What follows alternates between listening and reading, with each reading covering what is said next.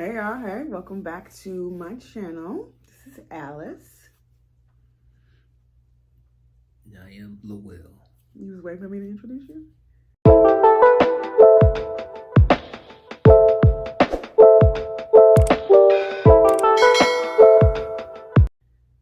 No.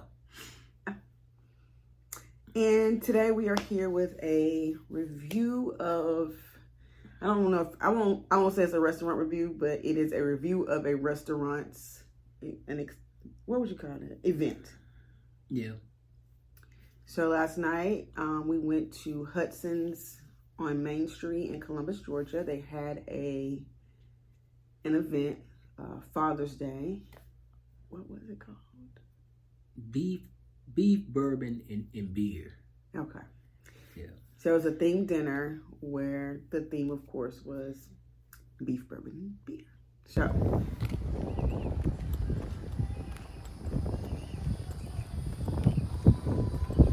we've been to Hudson's, how many times would you say before? Probably a half dozen. Yeah. And maybe half of those were for their themed events, which have always been fun, and really like engaging and yeah. Is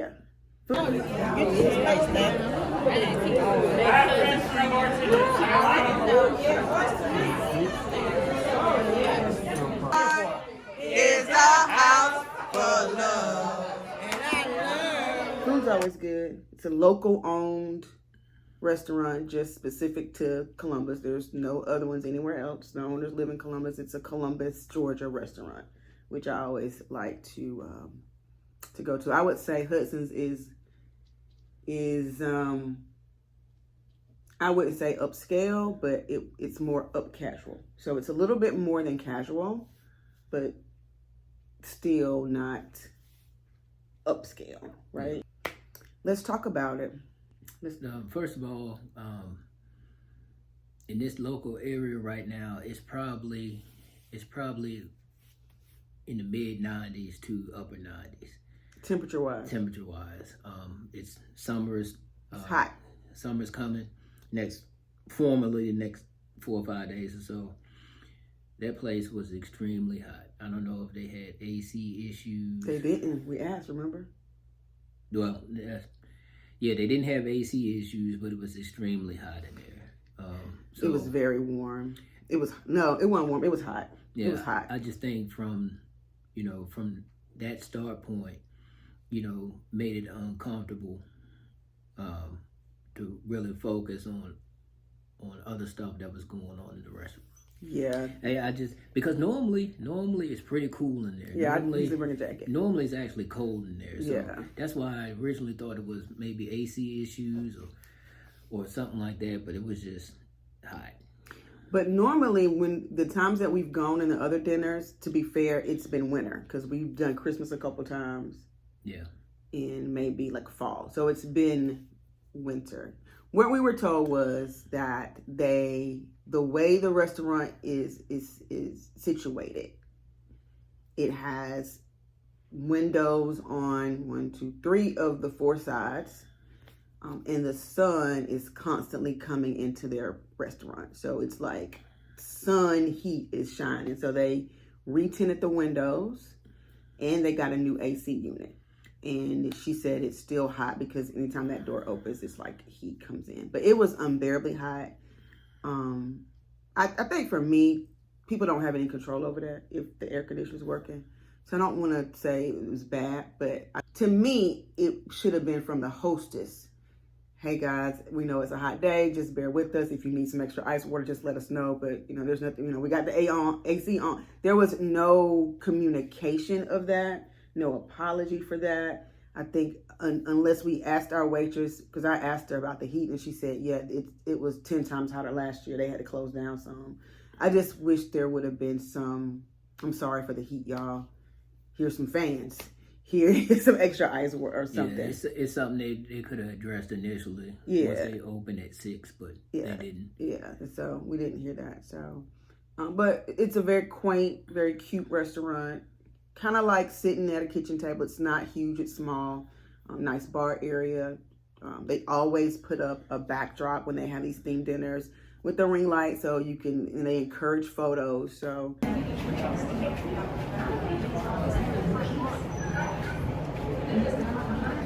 they got a backdrop back there. I like that about them. The event itself was a dinner, so you had 4 courses that were pre-planned, so there was no coming in and ordering off the menu. They posted early. You knew what course you would get. You knew what was in it. You knew everything about it. And the food was really, really good. We had an appetizer of a steak taco, which was a full-size taco with steak, tomato, like a homemade salsa, I think it said it had, avocado, aioli, and crispy wonton strips on top.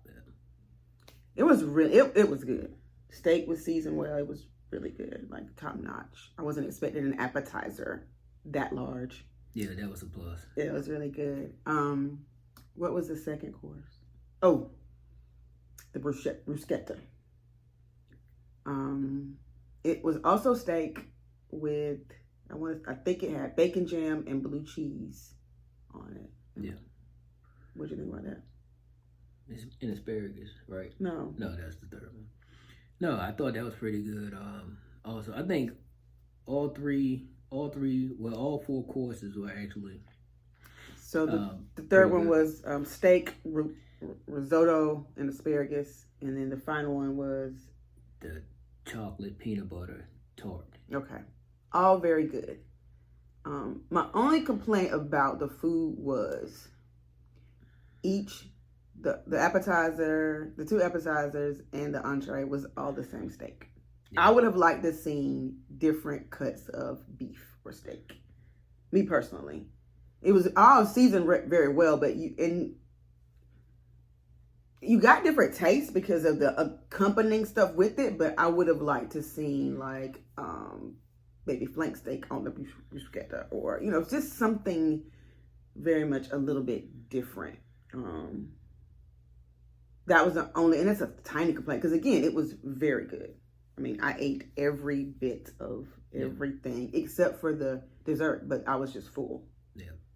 But it was really good because I was a little confused when we got there. Yeah. So originally, I guess it was supposed to be, what we expected was what we normally expect when we go to one of these things. Mm-hmm. There's we did a beer and wine one during Christmas, and that one went great. Mm-hmm. There was a Bubbles and beer one. Yeah, a SME, a subject matter expert, who actually talked about... Oh, what? A SME, a subject matter expert. It's Army stuff. SME? Yeah. SME? Yeah. Oh. So he normally comes out and he talks about, the beer, the wine, where it originated from, those things. Well, apparently there was a breakdown in communication from the beginning because he and his wife went on vacation and they still went on and, wanted to do the event. And the thing was, we didn't know this until we asked. Yeah. So there was no communication on it. We went in with the full expectation of, hey, this was going to be how it normally is, and it was not that. So how is it normally? So you get there. So you get there, you do... Cocktail hour. He's walking around talking to you. The SME, also known as the spirits rep, the alcohol salesperson. He was not there, and apparently the waiter and waitresses had no clue. One, they probably didn't have a clue that they were going to have to talk about any of those alcoholic. Very much unprepared. Very much seemed, we got to talk about this, and don't know anything about it, and very much seemed a little irritated that we said, well, what is this you putting in front of us? Because they literally came around with the samples or the tastings and sat it in front of us. No, here's a beer. No, here's some bourbon. No, nothing. We're like, oh, okay, thank you. When you're going to a tasting, the whole point is to learn about something new, at least the name, so you'll know if you like it enough to order it or buy it. Yeah, and we had no clue. No clue. So, and that it was not communicated to us. It should have been communicated at seating. Hey guys, this is first of all, let me apologize for the heat. The air conditioner is on. I promise you, once the sun goes down, it's a little bit more, it'll get cooler. If you need a little bit more ice water or something, let me know. Whatever I can do to help. That should have been said, number one. Number two, and also, I know you guys were probably expecting a representative to come around and maybe explain our tastings to you. He, unfortunately, is not going to make it tonight, but we still want to do the event. So if you have any questions, I can tell you the name. I can even bring you the bottle by if you want to see it. And maybe you can look up some answers. That would have made us feel so much better about the night. It would have made me feel so much better. Instead of me just sitting there like, okay, this is not what I expected. What is going on? Is this different from what we've done before? Like, so you would think that, you know, for any one of these things, and I'm not talking just about this restaurant, but the ones we went to in the past too, if they spoke on, okay, well, we're doing 4 courses, there was actually, and we were talking about beer and bourbon, there would have been beer and bourbon for each course, but there was not. There was not. There was not. I forgot about that. There was just the one Mexican beer, which I still don't remember the name of. He just said it's a Mexican lager. Yeah. We never got the name of it. Yeah, we never got the name of it. It tasted IPA-ish to me. Like, so shout out to the Mexican lager. Whatever it was. It wasn't bad. It was a very light beer. It wasn't bad. It was light. It probably had about 4.5% alcohol. Yeah, we couldn't look it up because we don't know the name. Yeah, it was Mexican lager. Peace. Shout out to your tasting of the bourbon. So you want to talk about the bourbons? What we did was when they brought it, we was like, well, what is this? I got my phone, I Googled the name of it, and I would pull up the price and the tasting notes, and Lowell would go through his process of seeing if he can identify them. So we did our own little tasting at our table, which was great. So the first one was a Green River rye whiskey. Yeah. All right. So what did you think about it? Now let's start from the beginning. During cocktail hour, your very first drink he ordered. So during cocktail hour, you can come early. Normally you sit at a table with a group of people because, like I said, you have a rep coming around, and that way you can kind of mingle. But when we came in, we noticed every couple was kind of individual. That should have been a clue that things were different. But so you can order cocktails an hour before everything starts, so you can kind of mingle and get to know the people at your table. Well, that didn't happen, but Lowell still ordered a cocktail, as I ordered a Francis Coppola Cabernet. It's pretty good. Wasn't bad. I would definitely buy a bottle of it. Oh yeah, late on the morning. Yeah, like it. Cause at the Old Forester, 1924, elusive. He has been hunting. All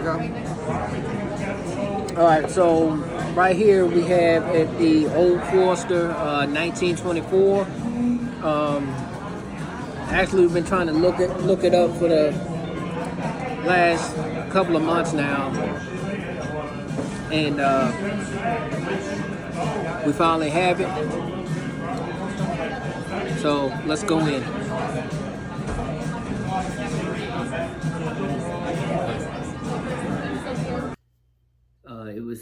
It's at another restaurant locally, but I had had me a couple of old fashions already, leaning forward into the third old fashioned, so I decided not to try it that day.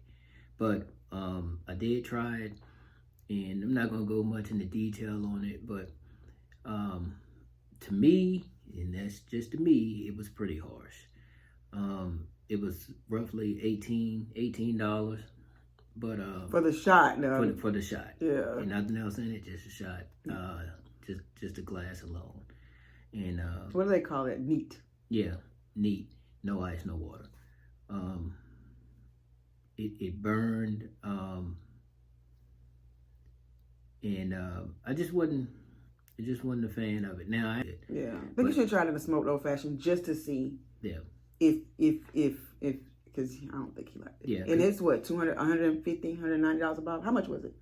I think it's anywhere between one. I didn't price it. It's plus $100. Yeah, it's definitely plus $100 for a bottle of it. Yeah, so I don't want to beat it up too bad because, like you said, Old Forester is normally in an old fashioned for me, so I'm not gonna beat it up too bad.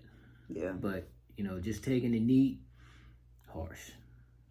So then we had Green River, and that was a rye whiskey rye. It came out. We looked it up. Roughly $40 per bottle. How was it for you? And I know we don't have notes, but I guess for the sake of this video, would you buy a bottle or no? With that one, no. Just off of what I can remember, it wasn't something that that shocked the palate for me. Like, oh man, this is pretty smooth. This is actually pretty good. It wasn't.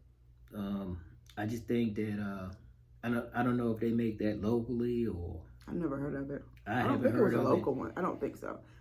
And it was the Green River Kentucky Straight Rye. It is 95 proof. It said it has an easy drinking appeal and memorable finish. This was the one. This was the one that said it should taste like a graham cracker dusted in cinnamon. Yeah, it did. And it did not. It did not. It did not. So the next one was the Eagle Trace. Eagle Rare 10-year-old Kentucky straight bourbon whiskey. And this one is around $100 a bottle. I think with this one, didn't we look this one up? Was this the one that was not cut, or was that no, that was a large correct. Yeah. No, this one. So this one is 90 proof, 45% alcohol. And this is the one that supposedly had the peach and vanilla taste. This was the sweetest one, remember? Yeah. This one I actually liked. I think if I would take this and make me a bourbon peach smash, I think it would be really good. So I think that's bourbon, simple syrup, peaches that you muddle together, maybe some mint or whatever. It's nice. I would enjoy that cocktail with this. And I'm not a brown liquor drinker, but I think because it had those peach sweet notes in it, I think I would enjoy it. Yeah, I thought this was definitely better than the first one.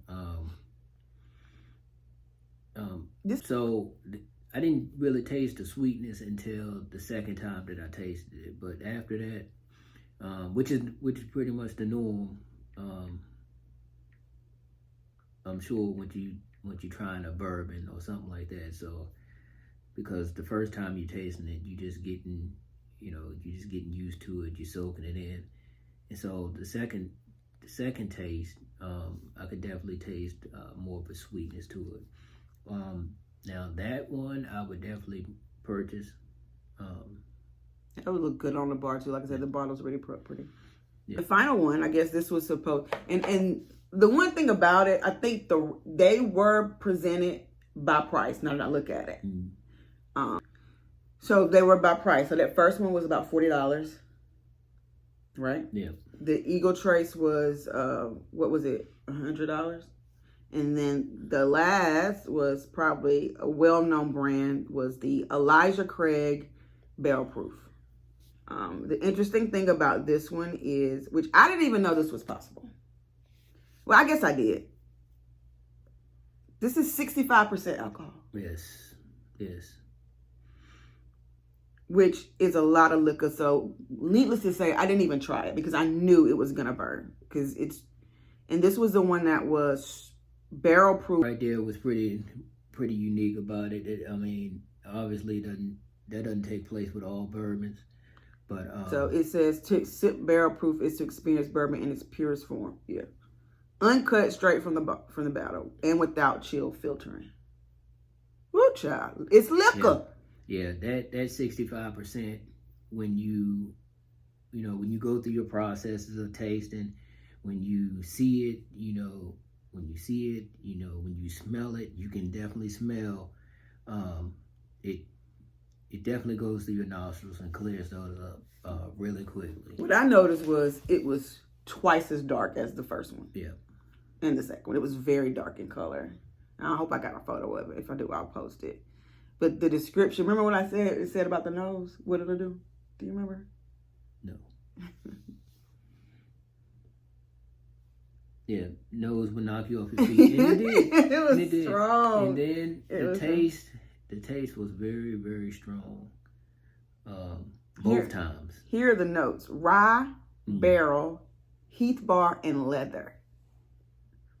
The palate is ridiculously viscous with cinnamon candies, which is kind of spicy. I didn't taste it. Rye, barrel roasted vanilla bean, and chocolate. So, yeah.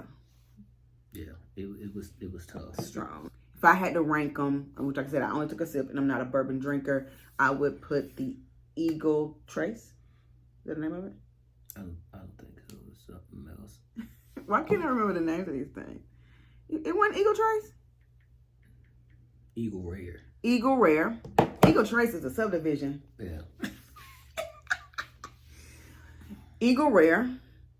I would put what was the other one? The Green River second. And I would put Elijah Craig third off the map. I don't want it. I don't ever want it. I don't need it. So it would go bye-bye for me. I'm definitely interested in that Elijah Craig. I'm not saying I would put that first. I would probably put the Eagle Rare first. Yeah. Followed by the Elijah Craig. And a distant third. I mean, like 4 laps behind would be the Green River. The Green Lantern. Yeah. That's what I want to call it. I've been giving myself nicknames because I can't remember. I'm CRS. I can't remember. But yeah, so that was the bourbons. Like I said, could have been better. Definitely wasn't the worst thing we've gone to. But certainly not the best. Would we go back to Hudson's? Absolutely. Yeah. Hudson's has one of the, I don't think we've ever done like their dinner menu. No. We've never been for dinner, but they have a great dinner menu. We have been for brunch numerous times. We've been to, I think we had lunch there. No, we've only had brunch there, you and I. We've had brunch there numerous times. And then we've been to a lot of their dinner and tasting events. And yeah, I stalk their Facebook and their Instagram. And as soon as they post stuff, I'm always clicking interested so Facebook can remind me to book it. Because yeah, it's normally a great time. It's normally a great time. So if I had to rate this one out of 10, this event, I would definitely give it a solid 7. It could have been an 8 had it just been some communications. Like it would have been an 8 without anything changing except for a nod to, hey, it's hot in here. Sorry, Daniel won't be here. Daniel's the liquor rep. It would have been an 8 out of 10. Cost $75 per person. So not terrible. And then of course they're gonna add in 20% gratuity, which I ain't a fan of, but especially when you're just at a table by yourself. But hey, if it was a party, they're gonna add in an automatic 20% gratuity. So it is what it is. Just remember that when you go, plus taxes. So yeah. So out of 10, what would you give it? 5. And I'm giving it a 5 because it was too many things that went wrong. That many? First of all, the temperature, the lack of communication, and then the lack of knowledge about what you're giving the customer. Yeah, I guess. So I get you. I mean, it was just, I think it was poorly organized. I think the food is what gave it a 5 for me. The food was really good. The food was delicious. But yeah. So I give it a 7. You give it a 5. Is it a solid 6? Is that right? 5. Yeah, solid 6. Yeah, it wasn't a good experience. Yeah. I don't think, but it was. Yeah. But we love you, Hudson's. We definitely will be back for brunch. It's a great place to go for brunch. They have great large portions, a good bar. They do have a good bar, a good bartender, And the service, I have to say, the service is pretty top notch most of the time. You could tell those servers, though, were a little frustrated that they were thrown into being also liquor distributors, and that was not something that they were prepared to do. But yeah, other than that, that's it. That's all I got. I got no more. What you got? That's it. Shout out your channel. What is it? Let's taste it. Sort of new right now. Extremely. Got one video. One of the main reasons why I started to be interested in bourbons itself.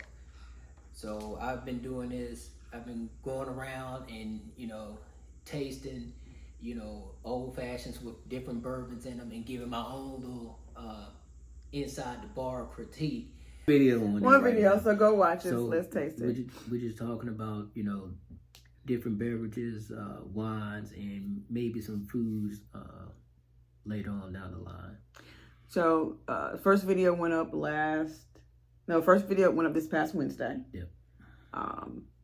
Just to give you some insight, today is the Saturday before Father's Day, June 15th? June 15th? Yeah. Yeah. Next video, when do you think it might go up? Soon. You already got something picked out you want to review? Oh yeah. We got a couple of options right now. It's definitely something you guys are going to want to be interested in. You guys will want to check out and tune in. Okay. So. All right, and so my channel, Chasing Bliss, here I do a vlog every week, and I have started adding a little bit more content. My husband and I should be doing more of these reviews as much as we go to restaurants and go out and do things. So we're going to commit to doing those. Also, did my first wine review. It went up last Saturday. Did it with my friend. We reviewed the Bell Glass Pinot Noir. I think it was a 2022. Great rating on that. And then I have a new series coming out that I'm going to do for the summer, because I'm not going to always have a guest for my wine reviews. So to do it solo, I think I'm going to do a series called, you ready to hear my name of my series? It's going to be called Perfect Penny. No, Pretty Penny. I forgot the name of it. So I'm going to do a wine review called Pretty Penny. And basically I'm going to take a $20 bill. I'm going to go into a local liquor store, wine shop, grocery store, and I'm going to come out with a bottle of wine that has a beautiful label or a beautiful bottle, and I can walk out of it with $20. And for the summer, since it's summer, I'm going to try to keep it to white and maybe even some sweets. I'm not a big sweet wine drinker, but I'm going to try to keep it to light summery wines. Probably going to do one of those maybe tomorrow or next week to try to have it up. We'll see. See if I can find something. But that's it. Thank y'all for watching. Hope we haven't rambled too much on this review. We do have a date night coming up, so hopefully we will be able to review something. All right, we'll see y'all next time. Bye. Dear Father, happy Father's Day. Bye.